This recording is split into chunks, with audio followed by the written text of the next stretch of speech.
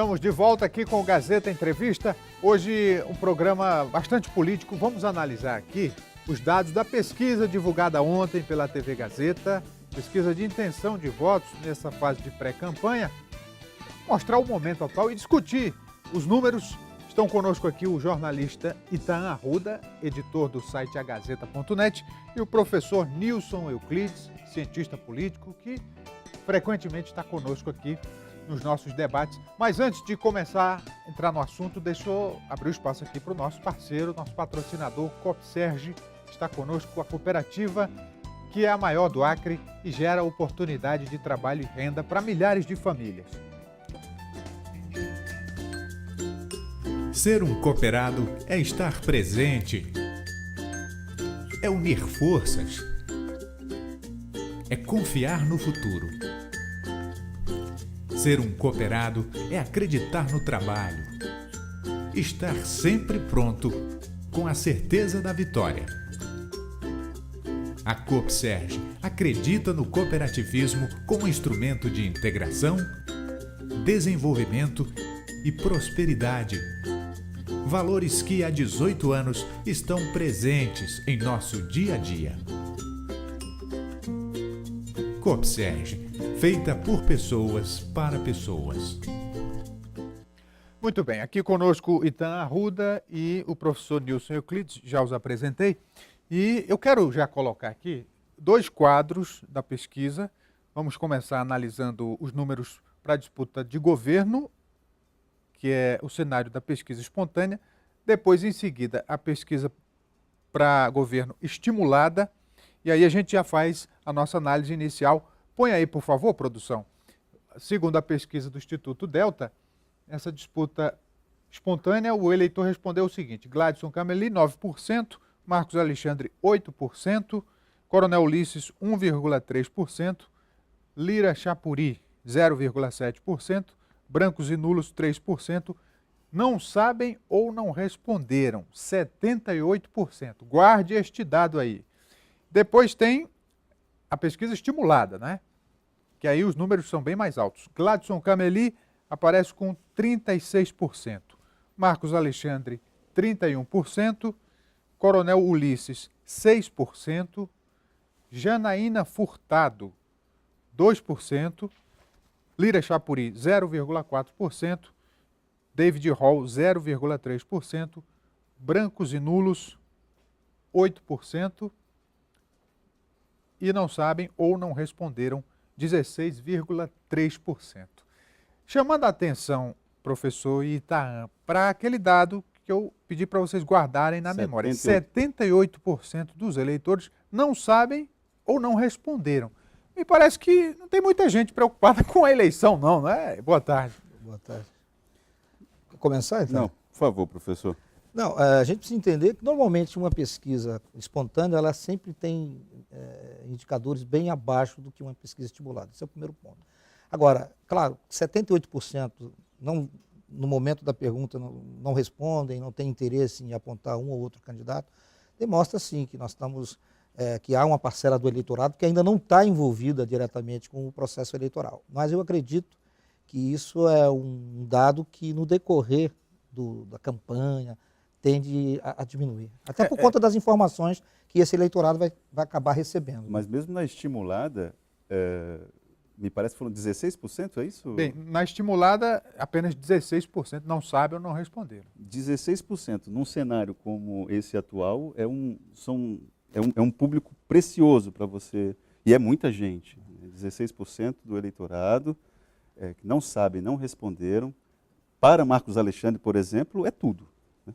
Ele precisa conquistar esse... Não só ele, né? Não Todos só ele, os claro que candidatos. não, mas... Porque, vamos lá então, estimulada. O Gladson Cameli, 36%, Marcos Alexandre, 31%, Coronel Ulisses, 6%. Mas de Cameli para Marcos Alexandre tem uma diferença de 5 pontos percentuais. Se a gente voltar no tempo, no meio do ano passado, por exemplo, o Marcos Alexandre estava muito à frente do Cameli. Quer dizer que houve um movimento aí, não é? Não, eu acho que o dado mais significativo dessa pesquisa é que, historicamente, você vai ter, pelo menos neste momento, a gente tem que tomar muito cuidado com isso também. Nós estamos falando de uma pesquisa Pontual. Que está registrando esse momento, um momento específico, você tem toda uma campanha que virá, né, com toda a militância, enfim. Mas é um dado extremamente interessante porque, historicamente, você vai verificar que é a primeira vez que a Frente Popular tem um candidato a governo de Estado atrás, ou seja, com intenção de voto menor do que a oposição. Esse é um dado extremamente interessante porque, de certa forma, vai dar o tom, que tipo de campanha que a Frente Popular vai pensar, enfim, de estratégia para poder virar esse jogo. Que nesse momento, não só pela questão da intenção de voto na estimulada, mas se depois com o tempo você vai começar, vamos esmiuçar a pesquisa, e a gente vai verificar que os indicadores, os números que aparecem na capital e no interior, principalmente na capital, é desanimador. Professor, o Binho Marques não saiu atrás Não me recordo. Isso aí. Mas vamos lá, falando no ponto que o professor trouxe, de capital, de interior, a gente tem uma leitura rápida, é o seguinte, na capital, empatados tecnicamente, com uma diferença mínima de menos de um ponto. Uma vantagem para Marcos, né? Vantagem para Marcos. E no interior, Gladson Cameli na frente. Quer dizer, na capital, onde em tese o Marcos Alexandre teria uma folga, isso já não se registra. Mas, Rogério, o Marcos Alexandre, de acordo com essa pesquisa Delta, ele é vitorioso em apenas 9 municípios. Nos demais, em todos os outros, Gladson está na frente. Agora, chega a surpreender o fato de a diferença ser residual aqui em Rio Branco? Rio Branco é a vitrine a ser mostrada por Marcos Alexandre para o interior? Em qual setor mesmo? É porque são muitas variáveis, né? Tem aí o desgaste do PT, tem toda a carga negativa do atual governo que a oposição naturalmente tenta transferir para o candidato do governo. Então tudo isso conta, não, professor? Sim, mas a gente tem que entender que em dezembro do ano passado, se você pegar a pesquisa, o Marcos tinha quase 20 pontos à frente do Gladson aqui na capital. E a cidade já tinha alguns buracos, né? E a administração também não alessa essas coisas do Marcos. Mas ele detinha, naquele momento, pelo carisma, pelo trabalho que tinha sido recém-reeleito prefeito. Quer dizer, ele trazia essa carga muito positiva que lhe dava essa confiança, e eu disse até numa entrevista aqui, que era a colina do Marcos Alexandre, que o Gladson precisaria escalar. Me parece que o Gladson encontrou esse atalho. Agora, o que é determinante para essa queda abrupta na avaliação ou nas intenções de voto do Marcos Alexandre? Claro, primeiro é que há todo um ciclo que eu entendo que se termina de administração da Frente Popular. Há uma avaliação nos últimos 3 meses extremamente negativa da cidade por conta da infraestrutura, e principalmente eu acho que o eleitor que no final do ano passado aprovava a administração e dizia que tinha a intenção de votar, a partir do momento que o Marcos Alexandre deixa a prefeitura, nessa situação, e deixa para a vista resolver, digamos assim, os problemas que a sua administração deixa na infraestrutura da cidade, isso, de certa forma, colou nessa imagem de que ele pode fazer a diferença como governador de estado. Eu acho que é esse dado, quer dizer, não é uma coisa só, são fatores que vão se juntando e levam, por exemplo, à situação do Marcos Alexandre de estar naquilo que era, de certa forma, havia uma certa despreocupação, porque ele estava consolidado na capital como liderança e o problema era Cruzeiro do Sul, era as cidades do interior. Hoje você tem praticamente todas as cidades do interior, as principais, o Gladson à frente, Tarauacá e Feijó, por exemplo, que historicamente deram praticamente a vitória para o Tião Viana na última eleição, porque a diferença de 10, 11 mil votos, 7.500 votos vieram de Feijó. Nesse aspecto, chama a atenção, por exemplo, o município de Brasileia, onde Gladson tem 41% e Marcos Alexandre 8%. E é um município governado pelo PT. E o PMDB fez o que fez lá nas 2 últimas gestões e, no entanto, o desempenho, de acordo com a pesquisa do Gladson, está nesse patamar aí, 41-8.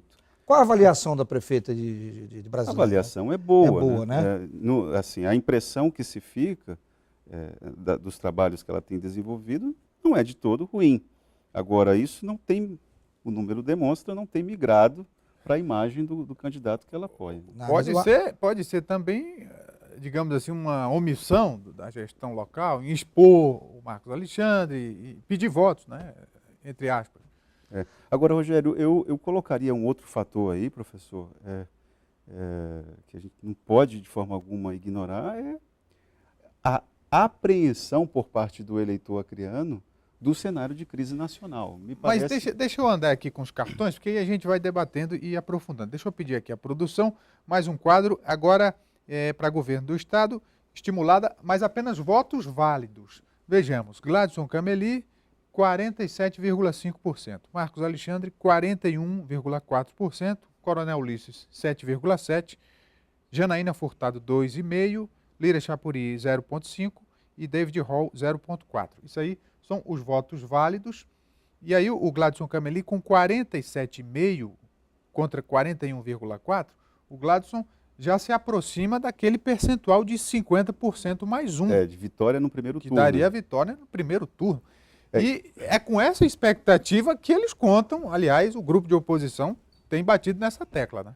A gente precisa, mais uma vez, reforçar essa ideia de que a pesquisa registra um cenário atual, né? Que ainda tem muita coisa para acontecer, embora a campanha seja muito curta, faltam apenas 4 meses para o pleito. Mas, de certa forma, os votos válidos, 47 a 41? 47,5 a 41,4. Pois é, então assim, o Gladson ainda tem uma vantagem bem acima da margem de erro, né? Então, assim, é uma situação que demonstra assim, um certo conforto para Gladson Cameli nesse momento, né? Essa é uma pesquisa que torna a função da assessoria política do Marcos Alexandre muito mais severa a partir de E aí, agora. para completar esse quadro, deixa eu pedir à produção a estimulada para o segundo turno. Aí, naturalmente, só 2 nomes.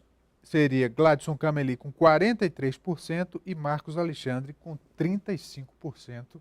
E aí é uma diferença considerável de votos, ou de intenção de votos, né? 10% nulos e 12% não sabem, não responderam. Acho que o segredo da eleição está Tá aí, né? Esse é o segredo da eleição. Esse não sabe ou não respondeu. Porque você vai ter que vincular esse não sabe, não respondeu com a questão da rejeição. Que os candidatos do PT nessa pesquisa têm as maiores rejeições, incluindo do Senado. Tá? Esse deixa eu é já o quadro. colocar a rejeição, então, Coloque aí que a gente para já... governo, vamos lá. Rejeição. O Marcos Alexandre lidera a rejeição, com 20% de rejeição. O Gladson Cameli, 9%. Coronel Ulisses, 8%. Lira Chapuri, 8%. Janaína Furtado, 8%. David Hall, 5%. Não sabem, não responderam, 42%. Aí vamos focar nos primeiros, né? Marcos Alexandre, 20% de rejeição contra 9% de Gladson Cameli. É um teto perigoso aí para o candidato do PT, né? Essa é a questão. Nós temos aí, apesar de ser uma eleição polarizada, você tem todos os 2 candidatos quando se faz a pergunta estimulada, você tem todos os 2 candidatos, os 2 principais candidatos, abaixo de 40%. Né? Abaixo de 40%. E o que significa que nós temos lá 16 e alguma coisa de indecisos, não sabe, e mais 8% de brancos e nulos. Quem tem a menor rejeição, obviamente, tem mais todo chance. digamos, uma perspectiva de trazer esse indeciso para a sua candidatura. Com uma rejeição alta, que é alta, em 20% é uma rejeição alta, considerando as dimensões e as características do eleitorado criando, não é? Tem muito candidato a presidente que, se tivesse 20% de eleição, estava comemorando. Mas no caso do Marcos Alexandre, é uma situação extremamente delicada, porque ele vai precisar contar com esses indecisos para poder virar um jogo. Porque eu estou dizendo tudo em tese, nessa fotografia que nós estamos tirando vendo agora hoje. Né? É como se estivesse passando um GPS, um Google ali em cima e fotografou, nós temos essa realidade. É pouco provável que aquele eleitor que diz que vai votar no Gladson hoje, ele mude de voto dentro de um processo eleitoral normal, sem nenhuma, digamos, nenhum fato. A vitória ou a derrota mora aí nesses 20%. Eu acredito que indecisos. se nós não tivermos, não sei se tu concorda comigo, se não tivermos nenhuma mudança muito drástica de cenário, de uma parte ou de outra. Um escândalo. De repente um dossiê ou uma notícia, uma investigação que de repente Uma imagem. uma imagem, ou seja, o batom na cueca, né, de algum dos candidatos, a tendência é que as campanhas vão se organizar, e aí o trabalho da frente, nesse momento em que o Marcos perde a capital, que está empatado, né, me parece, Sim. 1%, Empatado quer dizer, mas tecnicamente. para quem governou a capital 4 anos, se reelegeu no primeiro turno, essa situação é extremamente delicada, porque soma-se a isso uma tendência de queda drástica, mais uma elevação na questão da rejeição e um quadro em que ele se encontra em todas as simulações, ele não consegue passar à frente. Rogério, uma coisa que foi surpreendente em relação a essa rejeição do Marcos Alexandre é porque até agora a imagem do Marcos Alexandre se deslocou, de certa forma, do PT e desses escândalos. O Marcos, de certa forma, ele conseguia emplacar. Se deslocou, vírgula, né? Porque ao mesmo tempo em que ele venceu o segundo turno aqui em Rio Branco, a segunda eleição confortavelmente, de lá para cá muita coisa aconteceu. Pois então, é nesse aspecto que eu acho que a gente não pode esquecer de citar essa apreensão por parte do eleitor acreano desse cenário de crise política liderada aí, posso dizer, pelo PT e pelo PMDB. Só que o PMDB, esse cenário não emplacou no Gladson aqui. Não sei, aí eu não saberia fazer a leitura do porquê que esse cenário, talvez pelos anos que o PT acumula de governo aqui, mas por que o cenário emplacou no Marcos Alexandre de crise nacional, mas não no Deixa eu Gladson fazer um Cameli? intervalo, a gente volta com essa pergunta e essa resposta, já continuando a nossa análise aqui com Itaã Arruda e o professor Nilson Euclides. Até já.